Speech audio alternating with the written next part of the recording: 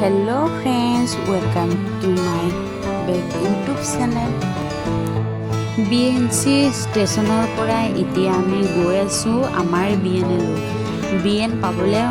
বহুত দূৰ ট্ৰেইন আছিল 8টাত কিন্তু ইমানে লেট কৰিছে যে আহিছে ৰাতি 7টা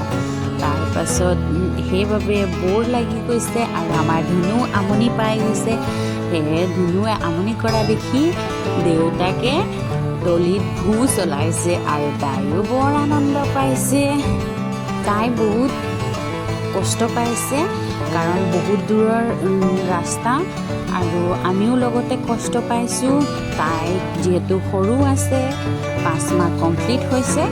তাই ফুসলাই লৈ এতিয়া আমি অলপ কিবা এটা খাই লওঁ বুলি কৈ আমুল কোল আনিলে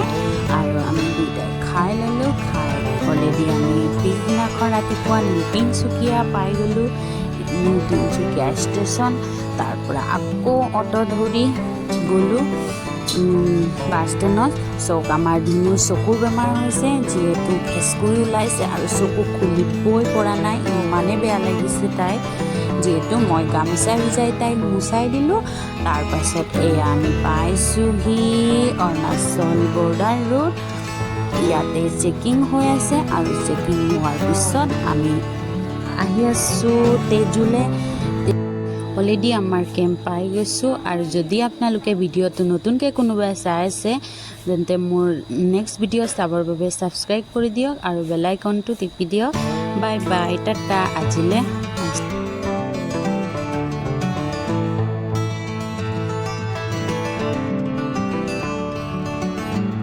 ফাইনেলি উশাহটো লৈছোঁ